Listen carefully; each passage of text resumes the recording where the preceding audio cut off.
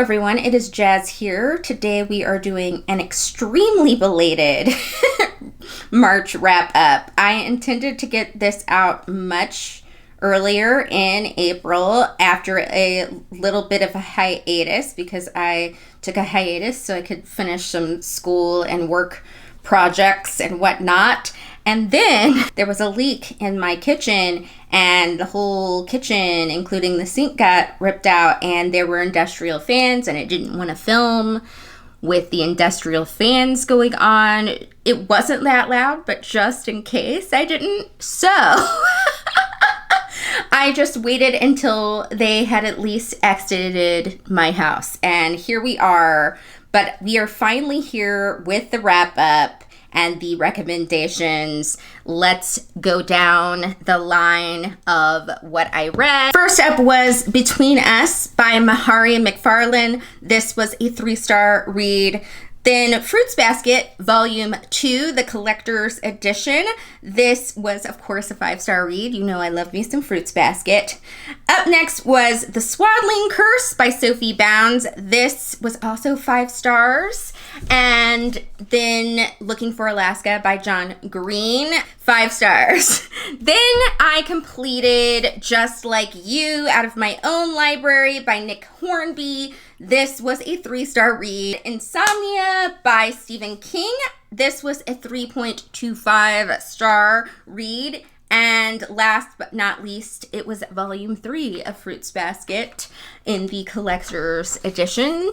Of course, that was also a 5-star read. As you can see, everything I read in the month of March was either like in the 3-star zone or in the 5-star zone. And the general thing that all the 3-star books had in common was that the pacing was weird and I got bored with a lot of them. We're not here for the 3-star reads. We are here for me to recommend you the 5-star reads. Now, obviously, I've been kind of brushing over the Fruits Baskets just because I've reviewed them on this channel before and their rereads and whatnot. But if you want to know my general thoughts on Fruits Basket, I in January kind of did a rundown of my overall thoughts and like the summary of those in my January wrap up and recommendations. So if you want to get the down low on that, I will link you to that in the description. That means we're going to start by me chatting about Swaddling Curse by Sophie Bounds. So this is a narrative poem. It follows a young man who goes off on his own adventure, but he is given a watch that is cursed and it wreaks some havoc, and the rest of the tale is sort of about him figuring out what the curse is, how to break the curse before there are dire consequences. So I like a good fable type story, that kind of style. I haven't read anything like that in a while, and so this was a nice change of pace for me. And it had just all the elements of a really good fable, but it's an original story, so of course you could kind of consume it without knowing anything about it, and that made it very exciting to engage in. I thought that the narrative poem format really worked for that vibe that it was giving, and I really appreciated that it had sort of a surprise ending for what was going on with the curse, and it was a very meaningful, like deep, it was like more meaningful than I thought it was going to be, and I really appreciated that it had some depth put into the way that it was structured and where the curse was coming from and all those things and the way that was handled. It's a little longer than the last narrative poem that I read by this author, but it's definitely worth your time. It's not super long, so I would still say that it's, you know, a nice short read if you're looking for a nice short read. I actually too really enjoyed the characters in this, and usually in a narrative poem, like,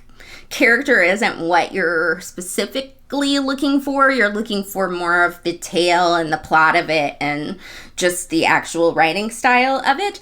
But I will say that there is just the right amount of character in this to kind of dive into, you know, motivations of the main character and whatnot, which I also enjoy. If poetry is your vibe and you also just want to check out something that's a quick little read, I would definitely recommend this. While you can purchase these books, you also have the option, if you have Kindle Unlimited, of getting this through your Kindle Unlimited subscription. So check it out if it sounds like something you would enjoy. Let's talk about the other 5-star read, Looking for Alaska by John Green.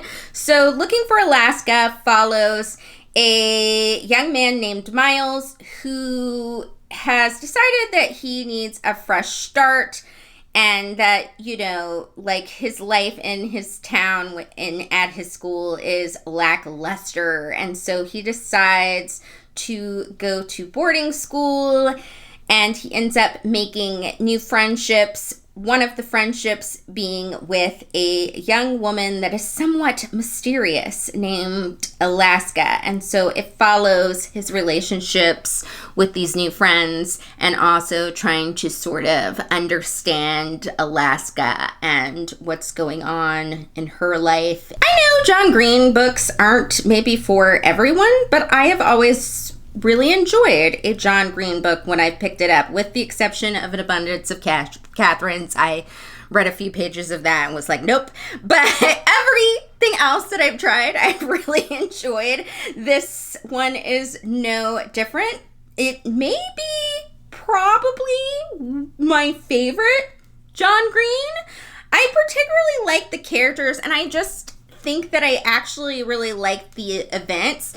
Also, the relationship between Miles and Alaska is one of those weird, undefined things, and I really like relationships that are like weird and undefined. I don't know why. It also carries all the fun John Green hallmarks if you've read a John Green book. So just quirky dialogue and quirky actions of characters and, you know, fun little events. It's also one of those books where not a lot happens, but like everything happens, which I also kind of enjoy those type of books. I think they're very relaxing and interesting. Now, it is somewhat of a sad book at places, but I think there's humor to balance out any of the sadness. And I also like books like this that explore sort of dealing with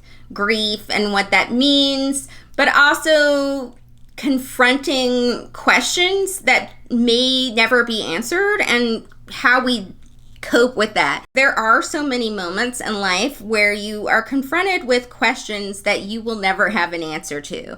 And it is a really frustrating and complex sort of feeling. And so thus, I really love when a novel can really talk about that. I also think it is a great coming of age topic, considering this is about teenagers. And so, you know, that is kind of the time when people start to be confronted with that situation. There's also some nice discussions on, how shall I say this, like teenagers coming to grips with just coping with life in general. Are we all trying to get just like out of the maze that is life? Or are we looking for, I think what he references is like, as a quote, the great perhaps. And if you like deep thoughts, if you like coming of age things, if you like quirky characters, I think that you will enjoy this. But also, if you do want a fairly quick read, because I think it's a little over 200 pages,